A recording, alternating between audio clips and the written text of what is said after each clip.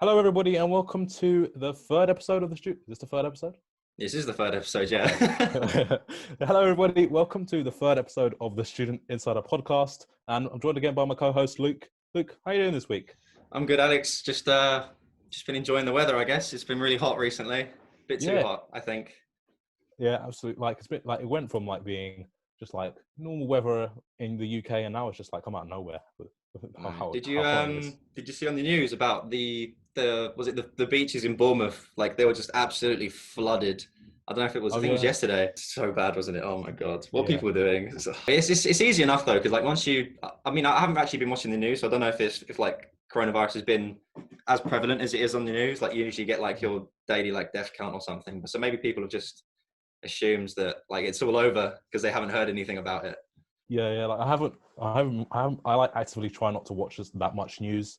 Like, so like I just see like notifications on my phone from like BBC News and stuff. I sometimes go into the app, but I try not to like watch too much news because like, just depresses you really. Like this, like now it just all seems to be terrible. I just wish it would be like something nice for once. But what can we do? Yeah, this week's been pretty good for me. I recently started this online class, which has been pretty cool. Have you heard of like edX? edX? Yeah, it's like a online class thing where you can take online classes from universities. So like, I thought I might as well like pass a bit of time. So I'm doing one on philosophy, and so it's run by Harvard. So it's like Harvard X, and it's just like it's a way you can get another qualification, and like just something I thought I'd do a bit extra to, just I don't know, pass the time, learn some new stuff. I'm interested in philosophy, so I thought I'd just do it anyway. What was the online courses on? Was it on? It was like on the edX. Is it similar to like the stuff you can do on like the Open University? Yeah. So it's like they have like so many different courses, which is pretty cool. Like they have things from engineering, maths, science, history, philosophy, and like the one I'm doing is in philosophy. It's called Justice by Harvard, and like the first one was like one of the basic things that you learn in philosophy was like it's like you're going towards a like 5 workers on a train on a place where they're working on to like fix the train rack or whatever it's called. The rails. The rails. That's right. I just forgot. And it's fine. Like you're going towards them, but you can't stop in the cart. And there's 5 of them working on there. So it's like that. It gives you like this philosophical like conundrum kind of thing. So like you can either continue going there and like they will die, or you can divert to a track on the side. But the problem is on the track on the side there is one person there. So it's like you have to make a decision of which way do you go? Do you stay towards the people on the 5, or do you like switch to the one person? And then they go into like so many other things. What if you were the person viewing on the side and there was a person standing on the side? Would you push them over? And it's like because like a lot of people would say, oh, in the first scenario, I would move to the person where there's one person to save the 5 people. But then when you see the person on the side, if you in that perspective, people would generally think that pushing one person, of course, is not the right thing. Why would you? It's not right to murder someone. Yeah. It just really makes you think. That's what I love about philosophy. I think the thing with philosophy is it's like you just always have to go towards the answer that will just make you regret it like the least, So like you kill one person instead of 5, but obviously they're both terrible, but you regret on the least. And I've been reading a book at the minute called Now the Physics of Time by Richard Muller. And he's like a really renowned physicist. And basically I got really interested about time after watching a show called Steins Gate, which is all about time travel. And I was like, this is really fascinating. And he's actually been talking a lot about like philosophical questions in it as well. So there's actually a lot of stuff that physics can't answer, and the stuff that physics can't answer you usually turn to philosophy for. So it's like one of them was, what does the color blue look like? So obviously you'd say, but like your like vision of blue might be different from mine, and there's no way of like being able to tell that. So physics can't answer it. So you have to sort of turn to like the philosophy. Yeah, that's cool. Yeah, because I know that they've started to ease things slightly. So I think they're opening pubs soon, which is like a big result. I can't wait to go back to pubs. But it won't be the same because you'll probably have to like stay away from people, and it'll be weird. Yeah. So like, I think people like you have to like order off you can't go up and order something. They have to come to you and ask you what you want, and then it's got to be like really dangerous. I mean, even something coming up to you, like the staff are seeing everyone at the same time, so it just sort of ruins the point of it. No, is it just me or? I don't know. Yeah, I don't know. Just have to see, really. Yeah, we'll wait and see. We'll just wait and see. See what the pubs do. The scientists have got it all figured out, haven't they? So yeah, cool. So we're talking about this week then. This week is all about procrastination. And avoiding procrastination. And avoiding procrastination, sorry. Not how to procrastinate. How to procrastinate. I can give you some good tips on that. Yeah, God. I've actually been procrastinating quite a bit recently. I don't know. It's just, I think it's the hot weather. It just takes like the motivation out of you because it's so warm. I can't be bothered to do anything. Yeah, so I tend to see like the amount I get done decreases as the week goes past. Like Monday through Wednesday / Thursday, I would get a lot more done, and then like Friday through Sunday there'd be less work. And it's not really that a bad thing, but it kind of just happens naturally. I think people just like associate the weekends with like relaxing and going out. I think that's probably why. Yeah. I know. I recently started like usually I would just like, okay, majority of the time, like, I don't know, the default thing came for me, like, just like, I want to get, I have this goal. Let me just work on it when I have time available. But what I recently started doing is like, okay, make sure I'm taking time to like rest, just like chat with friends or whatever. And that leads me to be like more productive in the actual days of where I am working. So I was like, because I think I'll just ignore that stuff. Like after we talked about the work-life balance, I had a further realization that I need to focus more on my life stuff. And so, yeah, that was pretty cool. Yeah, that's one of the weird things about this, like, because the whole reason we started this is to help other people. I've actually been helping myself. Like, I was like, oh shit, like my work-life balance actually isn't great. Yeah. After doing the episode, I was like, wait, it actually took this episode for me to realize. So I guess that's good as well. Yeah. But yeah, so I mean, procrastination, I don't know, I kind of sort of struggle with it, like, but then at the same time I don't, because I've sort of got, like, over the years of studying, I've sort of got used to how to deal with it. Are there any ways that like you sort of deal with it when you're just feeling like you can't really be bothered? Yeah, like I think so. Like what the only thing so procrastinating is something that we all face, right? But like I don't think so. I procrastinate more on my like university work compared to like the other stuff that I'm working on, because it's like the other stuff, the majority of the other projects I'm working on, like all of them, like I like it, I'm enjoying it, like it's cool right now, it's fun for me. But like it's my videos, that's pretty fun. But like, when it comes to studying, yeah, I enjoy the subject, but it's like it's extra, there's more effort to studying versus like editing or something. So like that's something that I would procrastinate on more than other things. Like I would find anything else to do except like do my work. Like in sixth form, right? Like when we had like some sort of exams, mocks or the real ones, whatever it was, like, and I decided, oh, I'm not going to do that. I'm just going to like watch this online course by someone. Like I knew I should study. It was like, oh, let me do something that's kind of not procrastinate. It's like productive procrastination. I was like, oh, so I just spent like 40 minutes watching this online course by someone. Instead of actually doing what I need to do. I remember for GCSE sciences, everyone like ended up procrastinating so much and just not bothering about the sciences. There was this one video by this guy, I can't remember his name, but it was basically like the title was the whole of GCSE science in like an hour video, and everyone was like, I'm just going to watch that before the exam. I'll have to get the video out, and like, oh, it was so funny. I didn't actually watch it because I'd actually put the effort into study, because obviously I wanted to carry on science at A level. Yeah. But yeah, it was really funny. It was just this one video, and everyone was like, "This is our savior." This one guy has just made like a whole video on the whole of the course. Like, there's quite a lot of like bad things or drawbacks of procrastinating that it has, like kind of long term. Don't you think?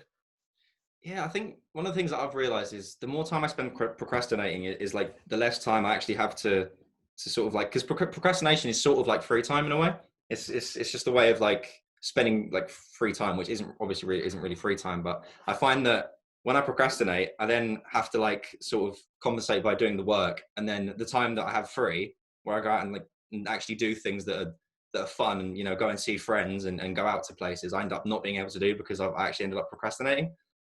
Yeah, it's like procrastination is like, so like something that I was reading a while back. Like I think I told this to you ages ago. Like I said, like my thoughts now is like motivation is a myth. Like a myth.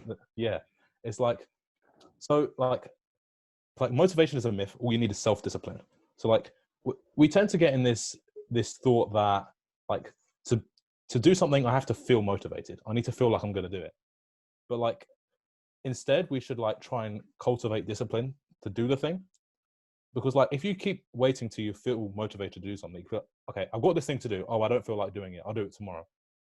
But then you're like, but it goes in a spiral, because you're never actually going to feel like doing it. Yes, there are probably times that you do feel like doing it. But if you can get to the point where you do the task, you do the thing, then you will actually feel like it, because it will bring you like satisfaction or joy or fulfillment from doing it. Then it gives you in a more positive cycle by just starting. Like, and that's why there's like so many like tools and things that we can use to like just get started on the thing. So all it is just the process of doing the first 5 minutes, doing the first 2 minutes. If you like break it down and don't just look at, like, say you have like a massive coursework piece, right? Like, do you have a lot of them in for you at uni? Yeah. Usually, like every module has its own coursework, and some of them are like ridiculously long. I think the worst one that we had was, it was all on Excel, and we had to do all the graphs and calculate all these values to then put on like a Word document that was preset and fill in all the answers. It took so long because I haven't used Excel since like ICT GCSE. Oh. And it took me so long just to get back into it. That was probably the worst. But yeah, anyway, carry on. Yeah, so like, if we break it down, like, say you had to, I don't know, you could break down that. So like the thing on Excel, you could break it down so small to like, I need to fill out one cell, like one cell in Excel. One cell. Yeah. Like, if you said like, okay, all I need to do is go on the computer, go on Excel and fill out one cell. Once you do that, you realize, well, that was the easiest thing I've ever done. No, then you just continue after that. It's like, if you look at that, but if you look at the task of finishing and putting something in one cell versus doing 2 hours or 3 hours of the work, anyone would rather just do the thing of that's filling one cell. But once you get started, it's so much easier to continue. Yeah, so instead of seeing like my Excel coursework as I have to fill in all these cells and generate all these graphs, I'm going to fill in one cell at a time. And filling in a cell probably takes like somewhere between like 5 and 10 seconds, depending on how complex the command's got to be. Yeah. But then you just like, so you're basically saying you just tally those up, and you basically do them progressively instead of thinking, okay, I've got a week to do coursework. Instead, I'm going to spend like, I've got this 5-minute slot to do this, and then this, and then this, and then overall it sort of works out. Like when I have like pieces of coursework, so all my coursework tend to be like written essays, like long form essays, about like 2,500 words or something like that. Like, instead of saying, oh, I need to go do my coursework, which is not very specific, it'd be like, okay, I just need to write one paragraph. Like, so say we have like the introduction, and that's split into 2 paragraphs. Okay, I've done that, and I'm on like to the first main paragraph. All I need to do is the first paragraph for the first main point, which is not too difficult. It might take like, I don't know, half an hour, depending if you're doing your research and whatnot. But just breaking everything down and like being able to see that breakdown, like on your to-do list and stuff. Be like, okay, I have the introduction, I have the 4 main points, and then I have the conclusion, and then breaking those main points into other ones, and then you can actually see everything that you've done, and it makes it more manageable steps instead of just 2,500 words a coursework as a whole, which is like, it doesn't look fun when you just see that. Yeah, no, I see what you mean, because I think the thing is, if you actually say to yourself, like, I've got to finish this coursework, it can.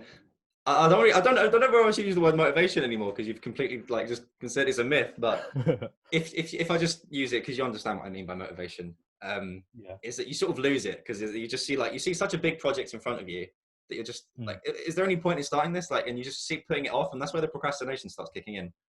But if you set it to like one cell, one cell this minute, I guess it could work out a bit better.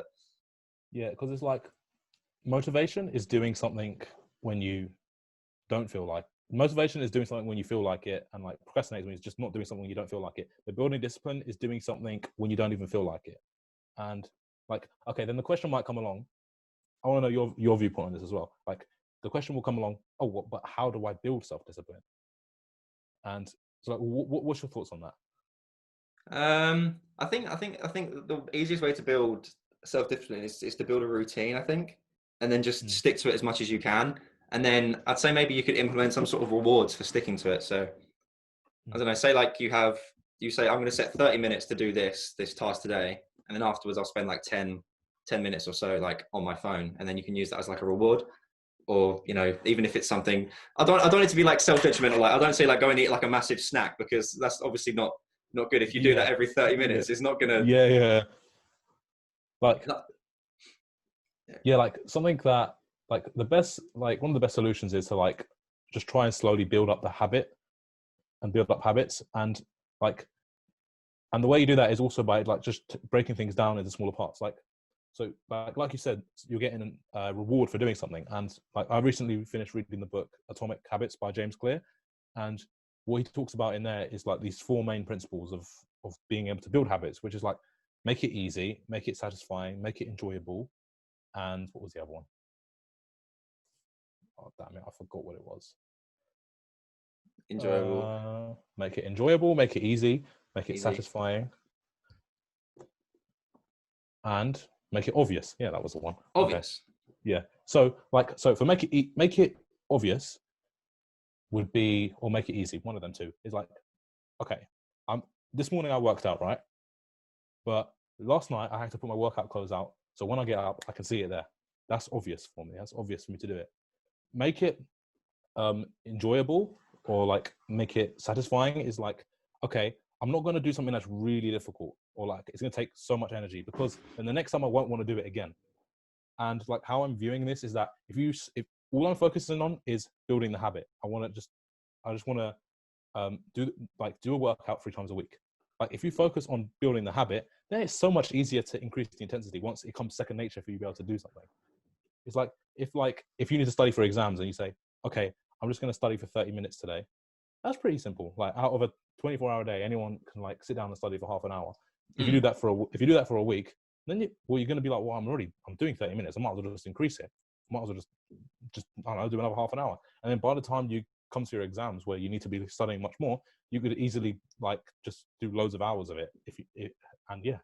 So is it just like you're gradually pushing yourself outside of your like, your study limit comfort zone in a way? Yeah, it's like if you try and build a habit from 0 to nothing, it's just not going to work. Like if you try go from like, and I've experienced this before, like if I try to go from, okay, I've been in a slump of not working out for a while, and then try to go to three days a week or 4 days a week or something, after like a couple of weeks, I'm just going to fall off the bandwagon again, because it's a complete shift in like kind of your identity, because like it's become your like second nature for you. But if you slowly build it up, I feel like it just becomes much easier to keep that in the long term, because we don't want to just think about now. We want to think more into the future and how what we're doing now can impact that.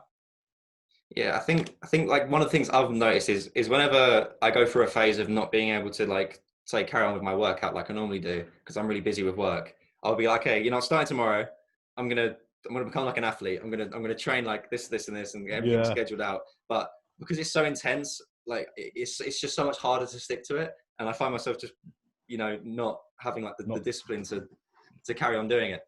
Yeah, like James Clear would probably say something like, instead of like saying, okay, I need to lift weights 3 times a week, it'd be like, okay, I just need to do 1 push-up every morning. One push-up. Yeah, because like if you go down to do 1 push-up, right? Why are you not just going to do another 9? Like, it's pretty simple. Like if you do 1, why are you just going to stop at 1? Yeah, so you're saying when you wake up in the morning, you see your gym clothes, like, oh, I've already got my clothes out, I might as well put the clothes on. Oh, I've already put them on, I might as well do some workouts. I might as well go a bit further because I've gone through all this effort to, get my water out or whatever your routine is for your workout. I don't know.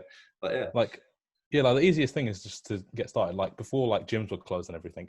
The hardest bit was actually going to the gym. Once you're there, it's easy. Like the hardest bit is putting on the gym clothes and starting the home workout. That's the hardest bit. Once you actually like, you could say get the motivation, but it's like get the self-discipline to do the thing, and then it becomes much easier because you started. You're in the circle of actually enjoying the task. Yeah. So the thing you want to do. I know you're saying like, say you have to make the task enjoyable, but if you sort of build yourself into a self-discipline and you're sort of like you're sticking to like this discipline, will it at one point will it just not become enjoyable for you? Because there's going to be times when you are feeling like you're not really in the mood for it, and you're just not really having like might have like a really bad day, and you've set yourself like a task to do this evening. But what happens, if like it just gets to a point where you're not really enjoying it anymore? Yeah, I think then you can like step back and like maybe like take a different approach to what you're doing. So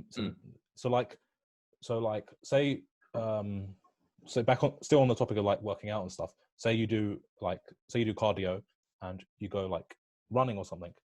And say like for me, right, I really enjoy playing basketball. So instead, because maybe like, okay, I really don't want to go for a run, but like, okay, let me play basketball. One, I'm doing something that I also enjoy. Two, I'm also getting cardio.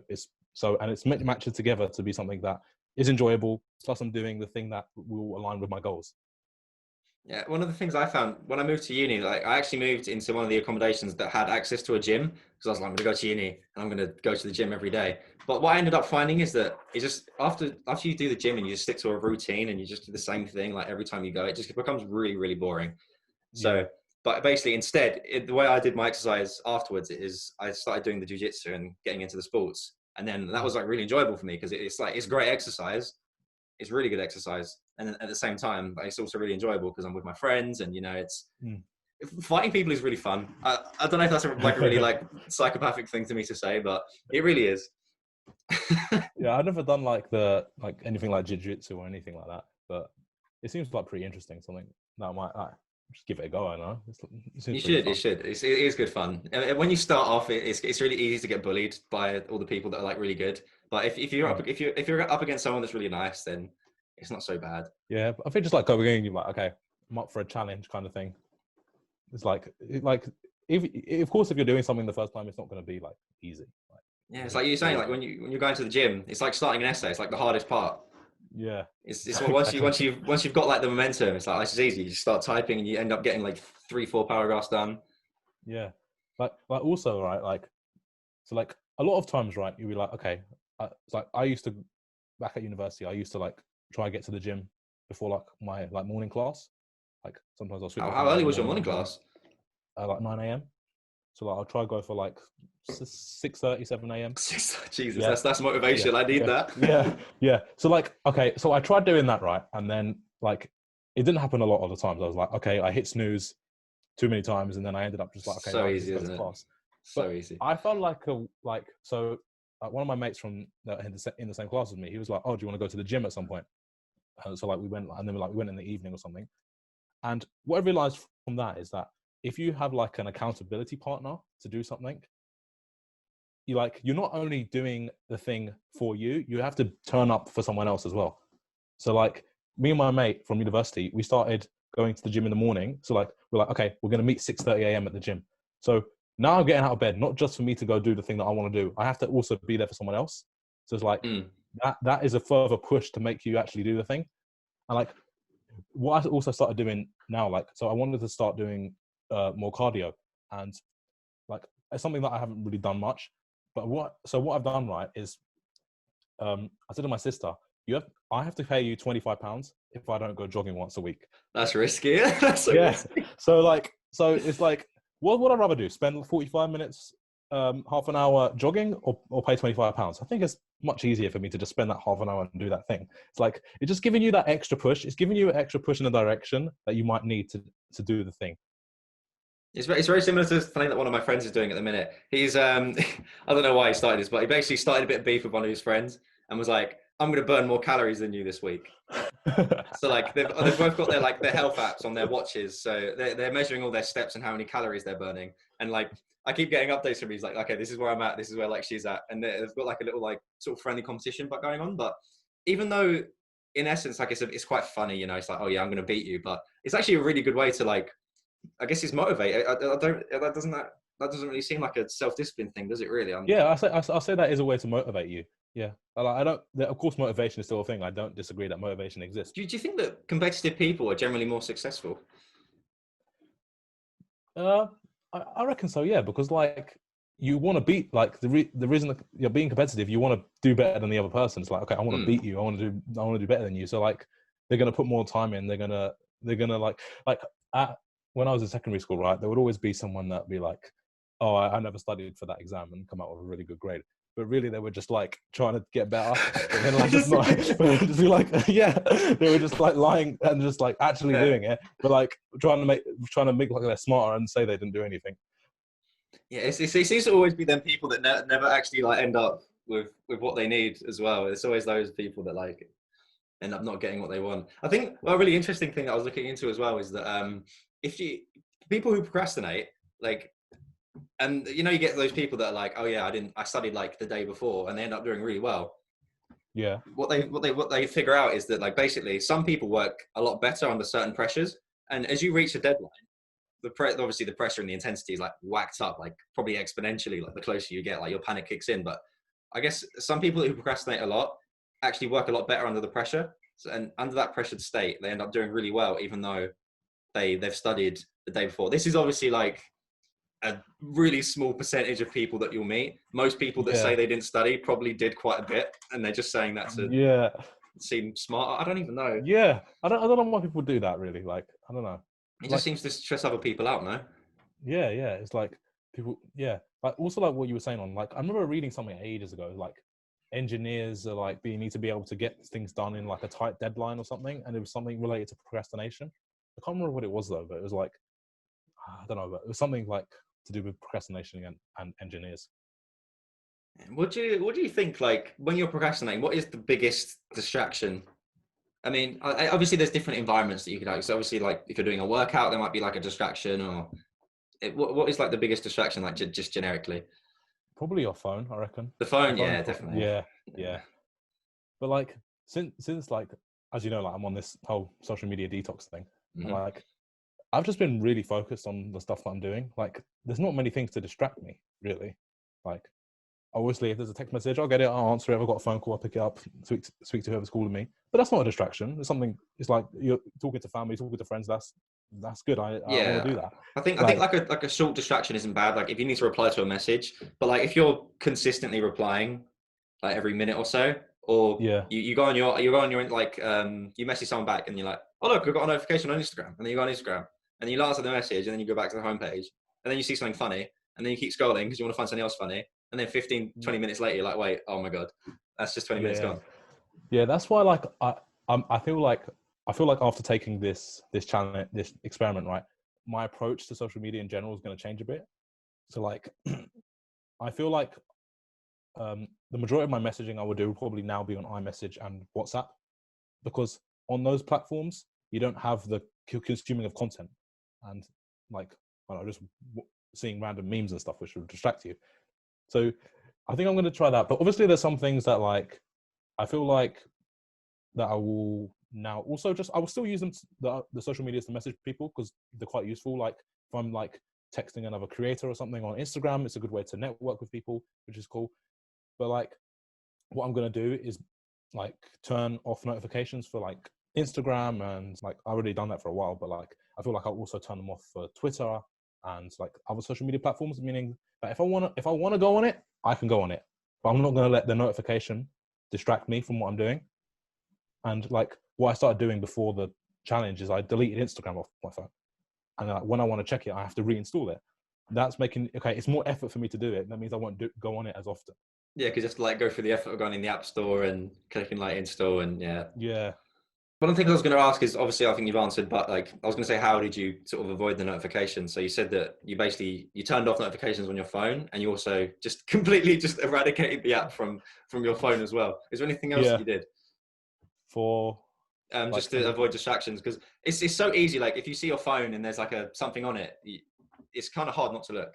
Yeah. Like since deleting social media for this 30 days, there's not really many notifications that come through. Like that's where the majority of notifications come from. And like sometimes, like if I've really got like a task that I want to do, and like say I'm getting distracted by my phone, like okay, do not disturb me, I'll put that on. But like in the settings, I want to make sure the bit is on. If someone calls me twice, it will ring and I will hear it, because like if someone calls me, I'll generally want to answer it. Like I don't tend to get a lot of calls, so the call comes through, I want to see it anyway. Or I could just like get my phone and like put it face down. Don't have to even turn off do not disturb mode, because it will be on silent anyway. So if I want to check my phone, I have to actually get it. So there's really like no difference for that. Maybe like putting your phone away in like a drawer or something, so you can't actually see it. Yeah, like back in like I don't know, year 11, year 12, when I was studying for exams, I would get so distracted, like so much more distracted than I would now. I was like, oh dear, that was terrible. But what I would do, right, sometimes because I realized I'm so distracted, I'll get my phone, go downstairs, chuck it somewhere in the kitchen or something. So then I can't even like, why would I leave my desk to go get my phone? I could not be bothered to do that. It's all the way downstairs. There's no way I'm doing that. Yeah. So just do like the stairs as like a barrier. I can't be bothered to walk up them stairs. I'm not getting my phone. It's a good motivation, really. It's like, it's anti-motivation, isn't it? Really. No, it's because you're putting more friction into what you're doing. I remember watching like a YouTube video about someone was saying, okay, they would try and bury social media in folders, like on the last page, so many ways down. So like it'd take them more effort to get into it, meaning they wouldn't check it as much. Like 64 files you have to click on. You're like, this one. It's like a maze. Like, do you feel like there are some like solutions or like techniques that have really helped you in like overcoming procrastination? Myself, I think one of the main things is just making sure I'm not on my phone. But I didn't like delete any apps or anything. I used to just keep my phone away from where I was studying. Like my desk, my phone would not be there, and until I'd finished. So I'd spend like maybe an hour or two. It depends on how how like disciplined, not motivated I was to keep that word all the time now, aren't you? yeah. But like once you've gone through it, most of the distractions are gone, and it makes it a lot easier to focus. It's weird now because sometimes I get so focused, and like my brother will like sneak up on me, and he'll just grab me from behind. I'm like, Jesus! Like I subconsciously heard him walk in the room, but I was just so focused on what I'm doing that I didn't sort of pay attention to him actually walking in. So I think you need to sort of build like just to sort of like focus your attention. Maybe you could put headphones in or something like that. Yeah, it's like reaching that point of deep work that Cal Newport, that's his name. Cal Newport talks about this deep work, and essentially it's like getting so involved in the task, and like because you can if I'm doing something on my laptop typing, then switch to my phone and like messaging, you keep switching between these environments, and that allows you not to reach the point of deep work when you're really involved in the task. Like a couple of days ago or something, I was editing a video, and I was so involved in it that I didn't realize that like 3 hours went past, and like it's just like time goes past so quickly when you actually just involved in the thing that you're doing.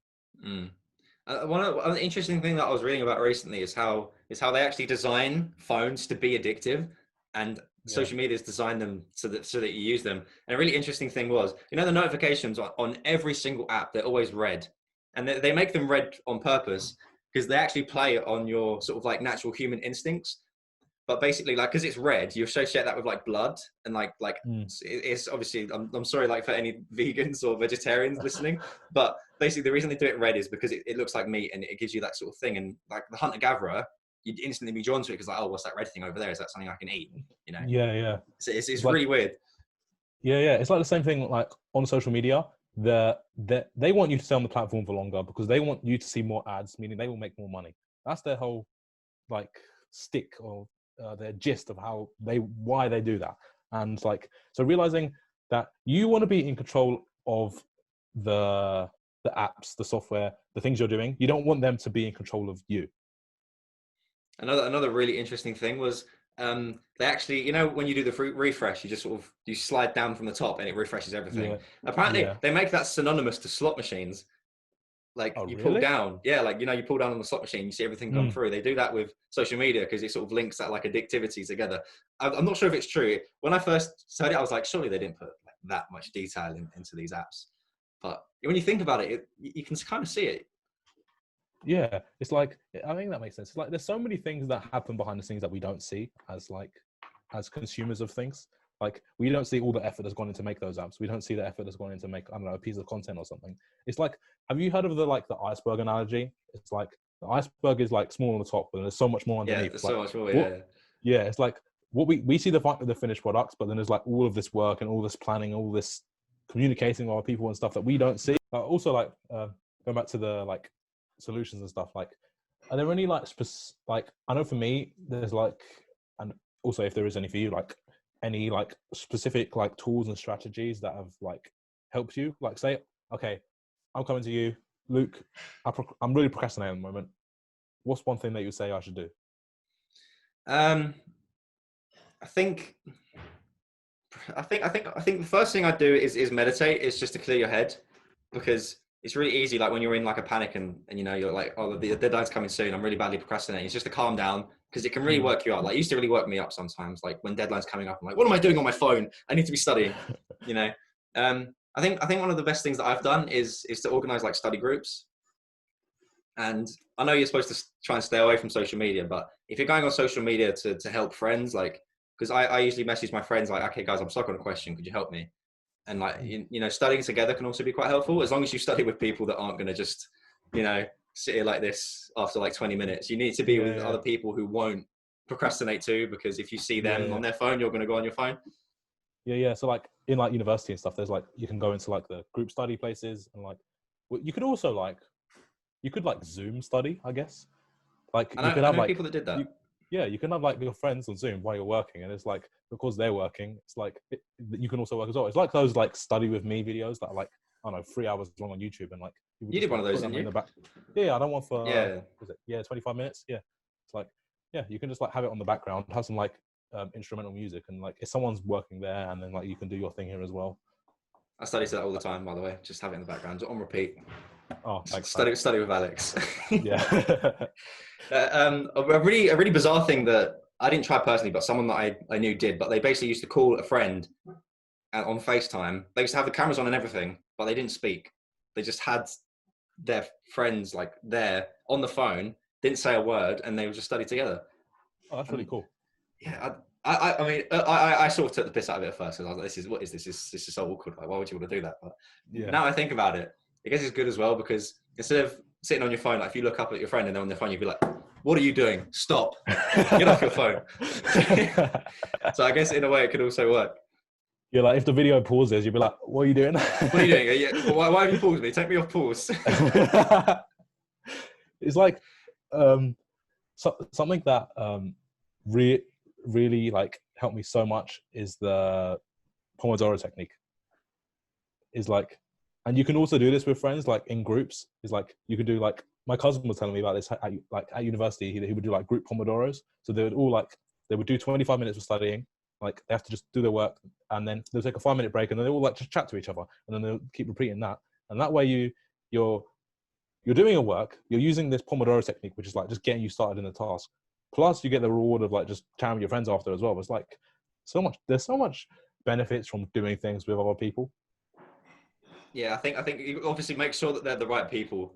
Yeah, as bad as it sounds. Yeah. There's been plenty of times where I've like organized to study with people and it just hasn't worked out. And I've been like, it's not doing this again.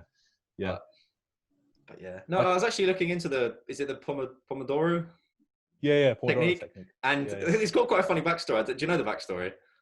Well, it's something to do with like a tomato, isn't it? Yeah, apparently like it's a tomato. It's a translation from Italian for tomato, and apparently the guy that made it had like a tomato timer. Yeah. Yeah, so I thought that was quite funny. Yeah. It's like one of the ones they have like in the kitchen or something, isn't it? Like. Yeah, like an egg timer. It's like a tomato instead. I thought that was quite funny actually. It's the whole technique is just named after a tomato. It's bizarre. Yeah, like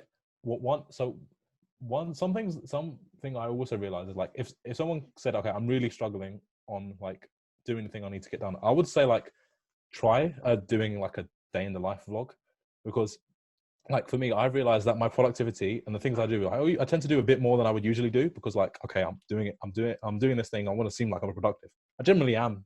I think I'm a productive person, but like, because you're making a piece of content out of it, it's like you want to just do the bit extra kind of thing. So like, that's something I would advise if you want to. Yeah, I think that's like really funny though, because I always see like these day in the life videos, and I'm like, do you really do that every day? Is that do you do it every day, really? Yeah, like if like I made a day in like the live video, right, and like I spent a lot of time just like working and stuff, but like no, not every day is like that. Not you can't. It's like how's that possible? Like you're just gonna burn out. Just pick an interesting day, really. I mean, you have to. It's content at the end of the day, isn't it? Yeah, so right. Just be wary. I think content. Yeah, you've got to be wary with it, you know, because you don't want to end up demotivating or disciplining yourself. There was something quite interesting I watched. I don't know if you've seen it. It was a TED talk. I can't remember who it was by. It was a while ago. It came out quite a while ago, but it's basically some guy. He's done like a really funny procrastination video. Have you seen it? Yeah, is it the monkey one? Yeah, the procrastination monkey. It's really funny. Yeah, I've seen that. Yeah, carry on. Yeah, but like basically he was basically saying that like he had like this table, and he basically like put every single square on it. It was like a day in your life or like a week in your life, and like it's crazy how like short it is, you know, like how short that sort of graph is, and it sort of shook me a bit, because I was like, wow, I haven't really got much time left. Have I got time to be procrastinating? You know? Yeah. Yeah. I don't know. It was quite a funny video. Well, I mean, what do you think about the whole like procrastination monkeys like analogy for procrastination? I watched a video ages ago, like probably like a couple of years ago, so I can't remember it a lot. But it makes sense when I was watching it. I was like, okay, I can definitely like I resonate with that how that works. Like I don't know how many people you know that do this. Like I know certain people that but they like stick to a routine like religiously. One of the persons is my nan, but basically like we'll say like, okay, yeah, we're gonna go out for dinner like at this restaurant tomorrow, and she'd be like, no, I can't. I'm like, why? Because I go shopping that night. Why can't you do it tomorrow night? And she's like, I can't do it tomorrow night. What are you, crazy? It has to be today. It's like, so people like stick to that routine. And I think one of the hardest things is getting out of a routine, because sort of biologically, if something works, your brain knows you're safe. So it's like, I'm going to carry on doing this. This is safe for me. This is a good routine to be in. So I think like you need to sort of build yourself like to get out of the procrastination habit, because in a way, procrastinating is just little bits of stimulation. Yeah, it's just like choosing. Yeah, it's like choosing the easy thing over it. Like, I feel like building routine is good, but if you become so specific and you do like the same thing every day or the same thing every week at the exact time, it just makes after time it just won't be enjoyable. I think like having that, like the thing that you just won't know exactly what's going to happen at some point is like it just makes life more enjoyable. Like, yeah. I think one of the best advice I've ever been given is just to live in the moment and not think about everything that's going to happen later on. Yeah. Obviously, it's good to plan ahead. When you're in like the work environment, you should start working ahead. But when you're out, just like literally just live in the moment, because I find myself all the time, like if I've got like a deadline coming up and I'm out, obviously it's good to be out and de-stress. But if you're thinking about work, you're not going to de-stress. And I find that it's like really hard for me to do that. That's still one of the things I struggle with now. I still can't like get myself out of the habit of thinking about work, even though it's like miles away. If I'm out at the cinema, it will still be there at the back of your mind. Yeah, like it's a difficult thing to get out of your mind that you have this thing to do. Like if you have like, I don't know, an exam tomorrow and you decide to go out, like that's definitely going to be on your mind. Like you probably shouldn't be out, but like but like it's like you have to try. If you're maybe like if it's on your mind, maybe you need to think about like, I don't know, your approach to your work. If like maybe like you need to like think, okay, how much time have I put in before? Am I actually worrying? Am I worrying because I procrastinated earlier and now I'm out? Maybe if I worked more on my thing, then I wouldn't be worrying about it because I would have done what I needed to get done, kind of thing. See what you mean. Yeah. One of the things I've been procrastinating a lot on at the minute is video games.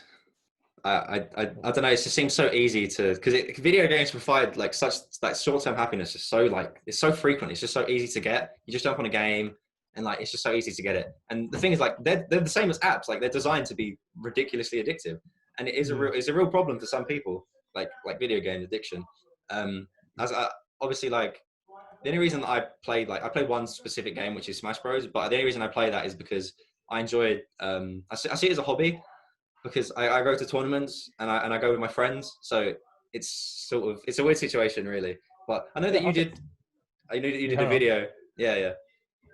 Oh yeah. So you said about like video games and like I was saying that I used to play a lot of video games when I was younger, and like I made a video about should you quit playing video games, and like now in my life, I think it's at a point where it's quite balanced. Like I play every so often. Like before everything happened, I would like at university and stuff, would like play with friends, and then like you can like play with friends online as well now. Like also I feel like I've been wanting to like play some new games on like online and stuff, but I just haven't taken the effort to find which new game I want to play. So it's like it's kind of like procrastinating on doing something, which is procrastination. So it's sort of on the lines of self-discipline here, because basically the only console I really play now is my Switch. And right by the time like I was in the midst of my exams, like all these amazing games were coming out, like Final Fantasy and like I just got Animal Crossing and like loads of other really cool games, and I was like, I want to play these. But basically I had the self-discipline to say I probably shouldn't buy these, because I know like if I start playing a game and I really, really enjoy it, everything else is going out the window. Like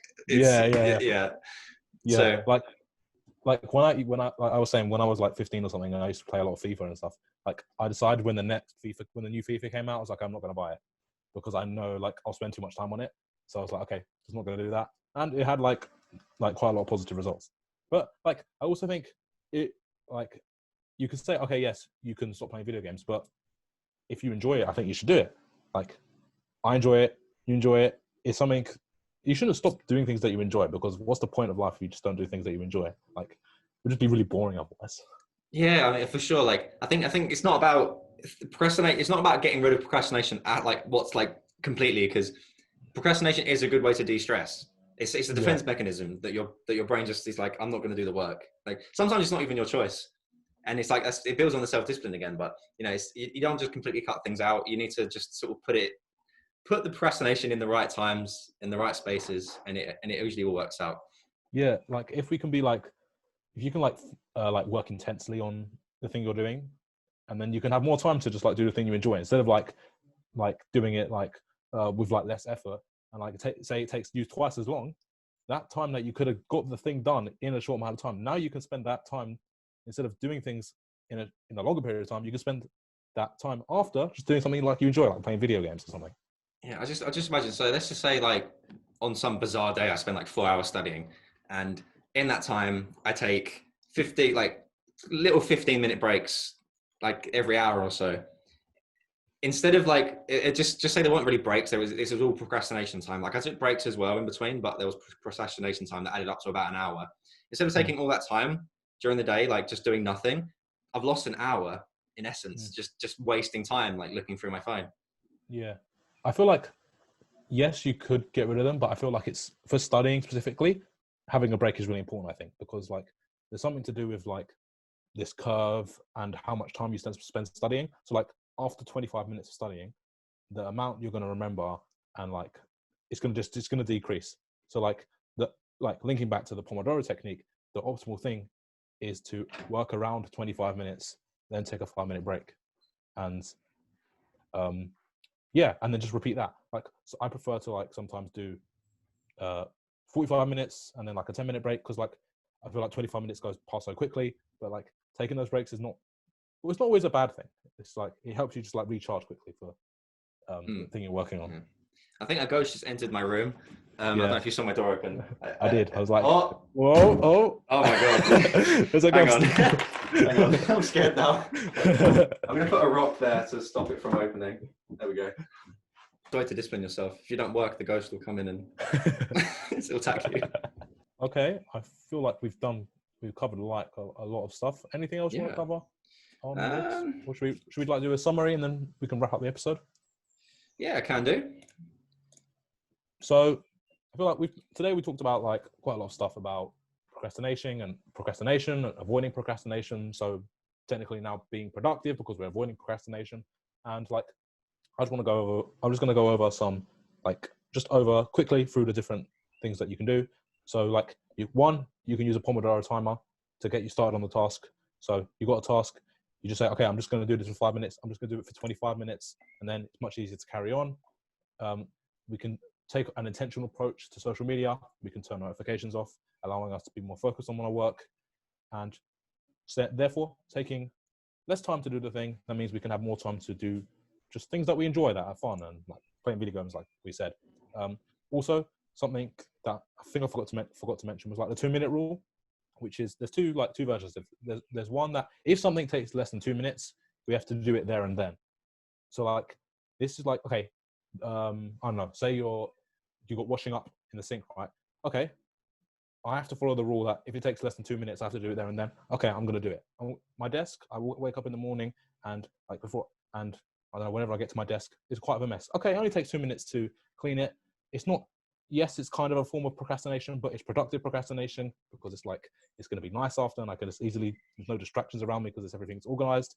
And also it's like when you're building a new habit, like we said, break it down. Also, if just do it for 2 minutes as well. So like you're going for a run. Okay, I'm going for a run. I only have to do 2 minutes. After you do 2 minutes, yep, that's pretty easy to carry on. It's not that difficult. Yeah, that's such a good idea, actually. I might start using that myself. It is. It isn't so good for me as well. It's a really good technique. Shout out to David Allen for the 2-minute rule, and like so the other people that have like made like variations of it as well. He wrote a book called Getting Things Done. We should put everything that we've talked about and every like resource that we use to get the information. We'll put in the show notes just so that if we have missed anything, or if you want to look into something into more detail, you can easily just Google. Or yeah. Also, just one last thing is that like having a productivity system that can can really help you just like not procrastinate, because you have these tools to help you, like a calendar, a to-do list, a note-taking system, etc., etc. I'll link to like a playlist of videos that I made a while back, which is about like having a productivity system as well. You might, if you're interested in this kind of stuff of avoiding procrastination and productivity, you might find that quite interesting. And also, like, I like this quote that I heard a while back, which is like, what gets measured gets managed. And so this is like, okay, how am I, if I'm looking at, I don't know, calories or something, like as we were talking about working out and stuff, like if you track your workouts, you track your calories, you can see, okay, I've done this. Now I can realize why is my goals and what I've achieved is not aligning with this. How am I spending my time? As I said, like before, like I think in the last episode, we talked a bit about how I use a calendar. And okay, I can look back and see how I'm spending my time, because what gets measured gets managed, and that helps us achieve things easier. Also, one thing that we mentioned in this episode, having an accountability partner can help you, give you that extra boost of motivation if you want to use, or self-discipline. If you want to use. Yeah, we'll have to put in the thing where you got your like myth from. Yeah. I'll put the link to the blog post that I read, where that comes from in the show notes as well. But yeah. Anything else you want to say? I'm not sure. I feel like the thing is, it's just such a big topic. It's so hard to cover everything. So yeah, if we come back like another time and we feel like we might have missed looking back on this and we want to put more in, then we can always just kickstart another episode. So yeah, absolutely. Cool. All right. Thanks a lot for listening, everyone. Thanks for listening, everybody. Yeah. We'll see you next time. See you next time. Bye.